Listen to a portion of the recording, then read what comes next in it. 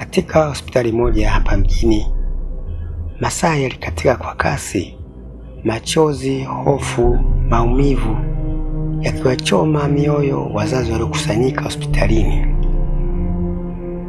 Halikuwa jambo la kawaida, bali kulikuwa na mtoto mdogo Daniel aliyegongwa na bodaboda na kuletwa hospitalini hapo akiwa katika hali ya mahututi.